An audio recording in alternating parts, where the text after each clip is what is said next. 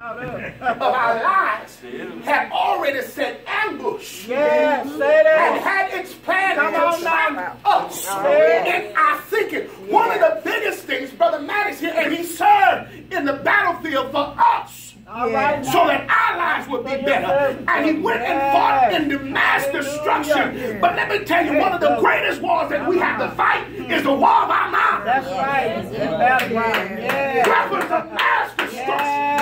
Yes. Yes. Every day. Yes, Lord. Better stand on this word. Every day. Preach that word. Why? I have to be careful My. what our eye gate sees Yeah. and what our ear gate hears. That's right. Amen. Because there are weapons of mass destruction, and we sit here and wondering, how did I ever get into this place? Nobody in my family has been labeled bipolar, schizophrenic. And now I'm at the doctor saying, and the doctor saying I've got a mental disorder. Oh no. How is it so when I understand that he covers me? Yes. Come on. Yeah, no. We got to get back into the place that God established for us. Yes. What's this? He says, he talks about the snare of the fowler and from the deadly pestilence. The deadly pestilence. Watch this here. There are some things that have just been running rampant in the church. Come on now. I'm going to tell you, I believe those things have run rampant in the church realm because we have chosen something else other than the Almighty. Come on now. Amen. You don't believe it? It's right here, number 91. It's right here in Psalm 91. It says, he who dwells. And for the most part, we dwelling in the wrong places. Yeah. My. Thank you for your word, God. That's why people have to be careful who they run to. That's right. Because it's easily said, watch this now, and I ain't trying to beat us up here or nothing, but we quick to support other ministries and other pastors. But the ones who labor and praise for us, where's our trust and support in them? Come on. That's right. Cut on the TV, oh, such and such preach the word, sending me all kind of inbox messages. Oh, this word was for me, it's for you too. Don't send me none of that. That's true. That's so true. Because I don't know how they're living behind the pulpit. Yeah. Come on. You and I don't know how they're living. That's right. No, we don't. Anyway, you don't admit it. It's all right. It's all right. Sign the devil. This song helped me through this week. It's tight, but it's tight. Yeah. This song blessed me, Pastor, and it blessed me. I know it's going to bless you, and you send me that foolishness. And I don't know if they smoking more weed than they grow. All right. Come on, Pastor. But they led you in worship. Yeah. I'm going to tell it like this. And so what I need to make sure is that the ones that God allowed me to be co-joint with knows and understands that there's an error, there's an aura that God established for us. And so when I hear the shofar blowing, I'm understanding that He's calling His people number one. Yes. Ooh, glory. Amen. Thank you. Be careful, man. His spirit's transferred through this stuff. Say it. All them holiness folk used back in the day when I was a little boy, they said the TV is the devil box. Yeah. And I ain't mad at you. You got to be careful. Some of that stuff on TV, man. I'm talking about you sitting there. Regular TV got stuff that's so perverted, and 2 steps from being triple X4. And our kids are watching that foolishness, and we're wondering why babies like this, because we've allowed the devil box to rule and reign in their lives. That's right. That's the truth. Not monitoring anything. Verse 4. Then He will cover you with His pinions, and on His wings shall you trust and find what? Shelter. His truth and His faithfulness are a shield. Thank you. And a buckler. Yes, it is.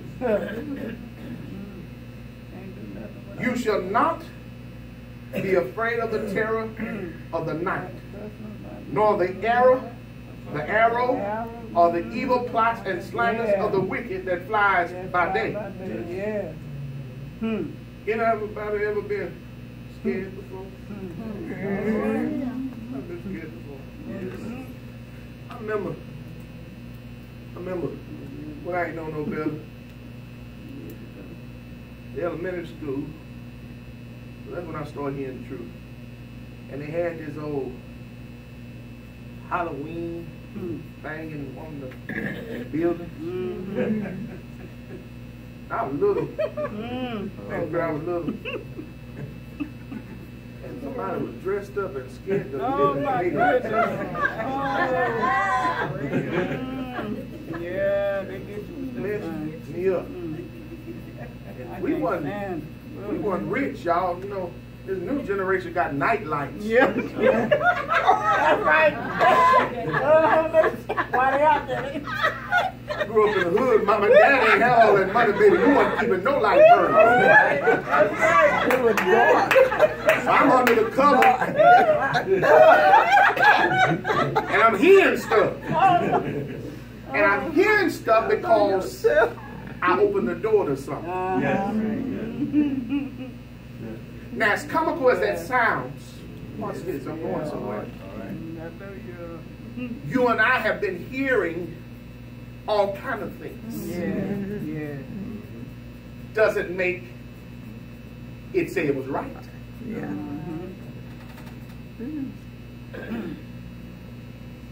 And now he says, I want you to understand that I'm breathing in new places. Yeah. Those new places is what our mom and dad named these bodies.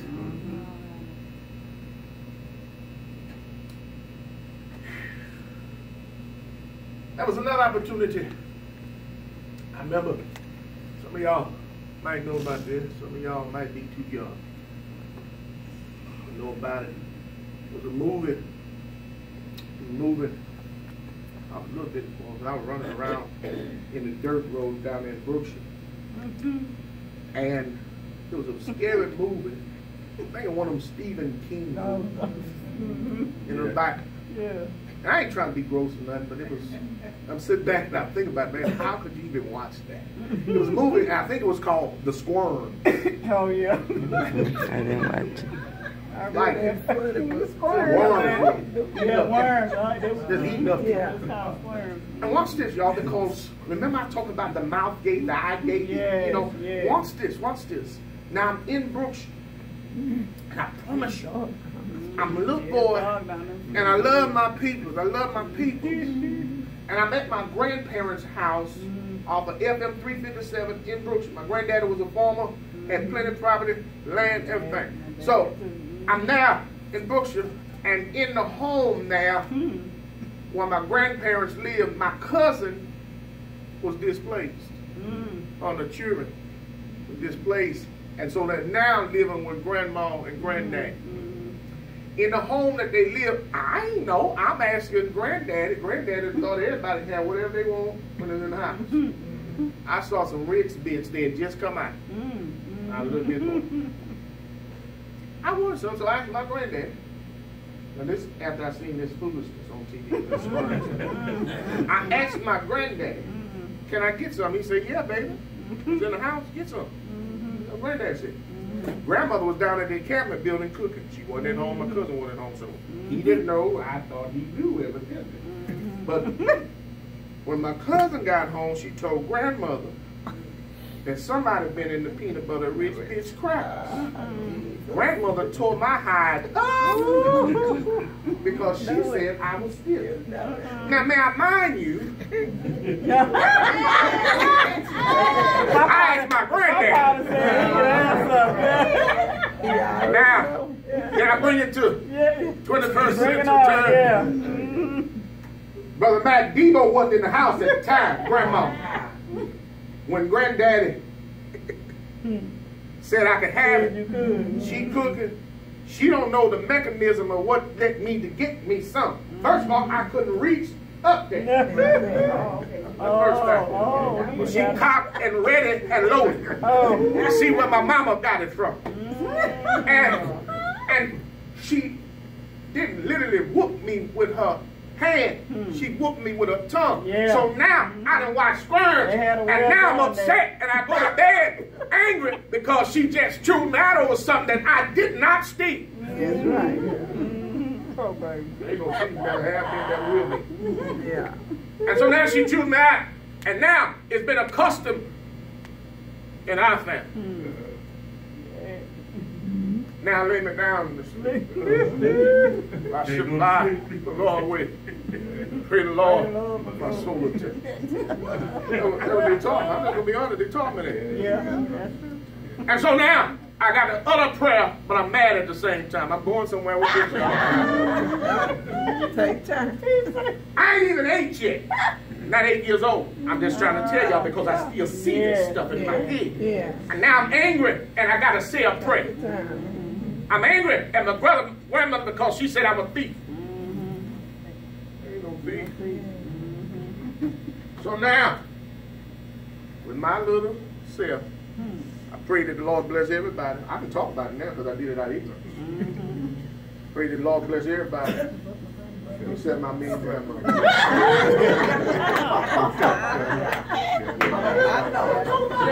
I'm grown. I can talk about it. I was in error. My error thinking. My error thinking. Now I'm going to say I'm in the prayer space. Yeah.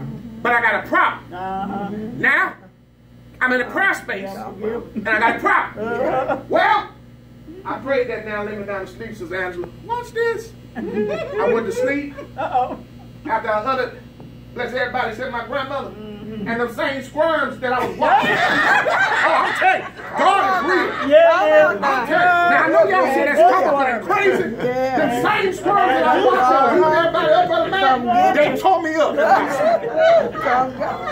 But watch this, watch this. See, whenever there's a repentant heart, God is always able and willing to deal with you. Yes, he is. So the squirms attacked my body. They would eat me alive. But when I woke up, I said, Lord, whatever you do, bless my grandmother. That's right. Y'all been talking about this. This really happened. This really happened. So now I prayed the prayer. Now I'm in the right place to utter prayer to my God. I said, bless my grandmother.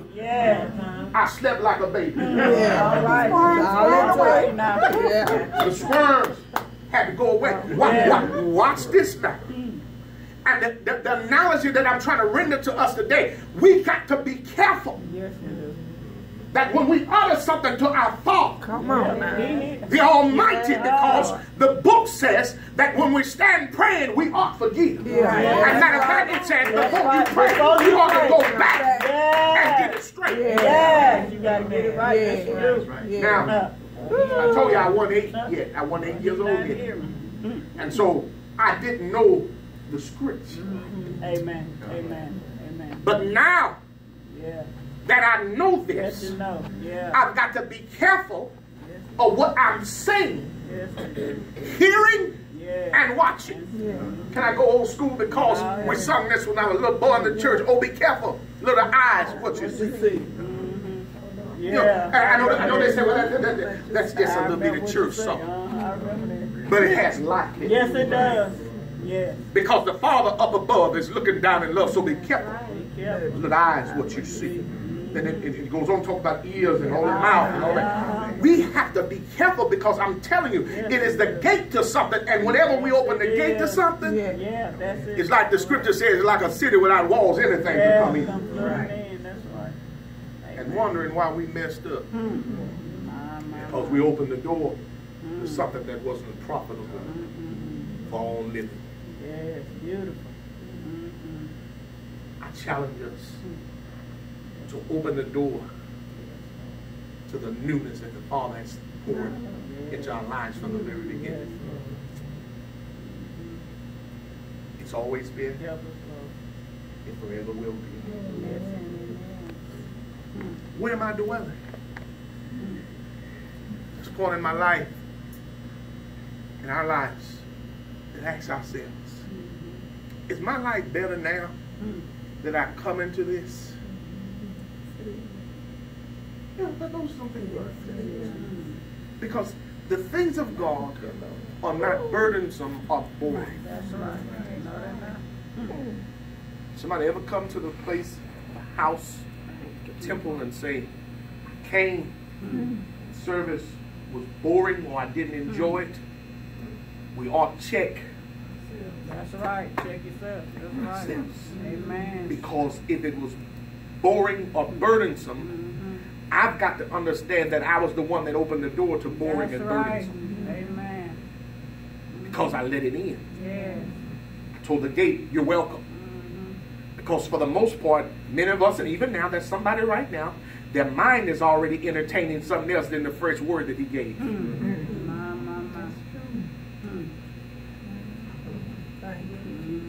Tell it like it is. All right now. My stomach growling, I ain't eating nothing this morning. Because now I'm entertaining food. Yeah. Right. And now my whole body should be subjected to my own thinking. How can you say that? How can you say that you're hungry? When he created us, he did not create the body to subject us. He created us. I told you we were co-creators. Yeah. And so now how can I control my hunger?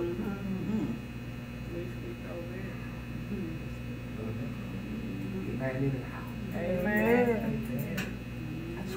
That's why even when it came to atonement, I'm proud of the ones who stretched out. That people in here today that went without money just to be in the presence, like he said. And I promise you that the Father saw your faithfulness, and the money that you lost is not going to compare to the money that he's going to give you. Why do you say that, Pastor? Because I kept the covenant. Yes. And my Father, hallelujah, is the one who established the covenant. Yes, he is. And I am in agreement with the covenant and the covenant maker, which makes me a covenant keeper. Yes. And there are rights to those who keep the covenant. Yes, it is. Thank you. Yes, it is. Watch this, verse 6. And I'm trying to rush through it so we can get out of here. Nor of the pestilence that stalks in darkness, nor of the destruction and sudden death that surprise and lay waste at noonday. Now he gives an analogy of all of this. He talks about darkness. Y'all see it? He said there's a pestilence that stalks in darkness. That old creeper that stalks.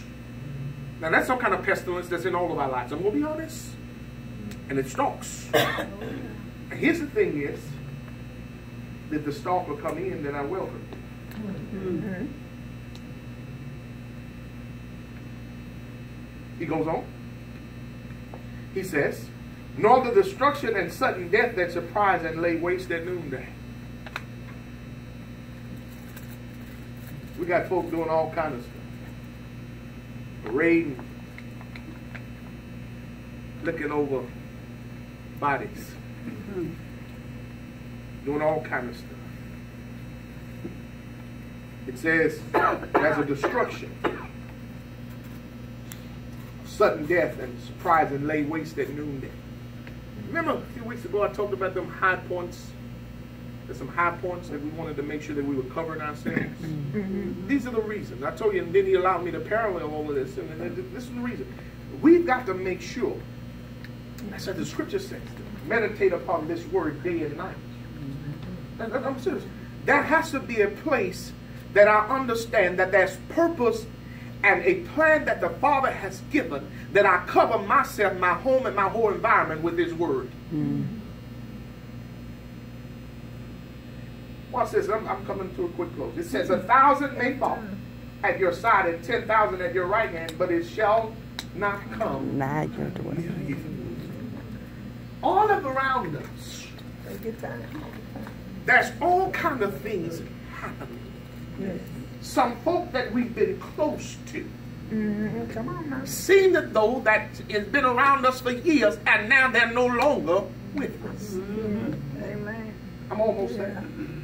Some friends that we have attached ourselves to, family members, and all of a sudden, now that I have become a partaker and a covenant keeper, now I'm the oddball or the weird ball, and nobody wants to fool with me because they say my pastor's a cult leader.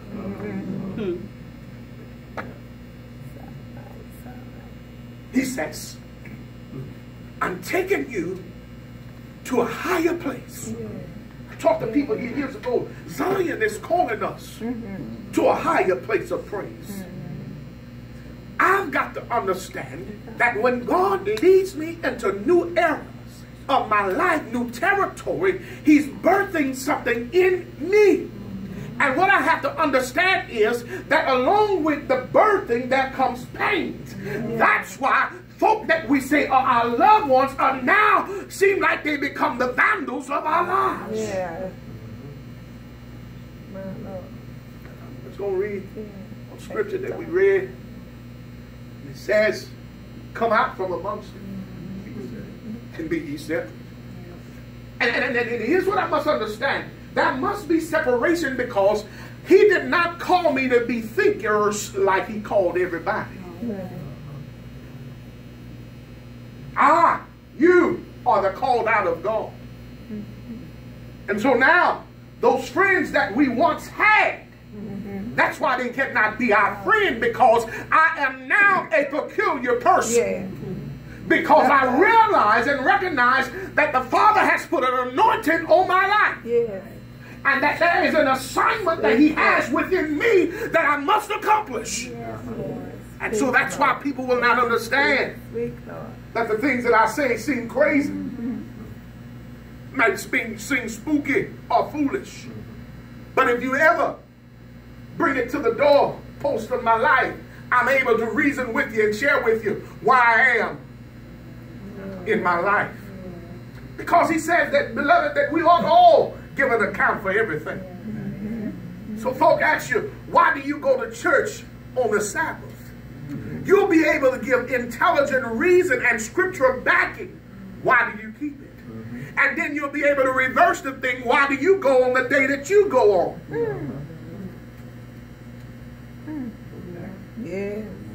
So when the lie is told, you'll be able to tell a baby, who told you that?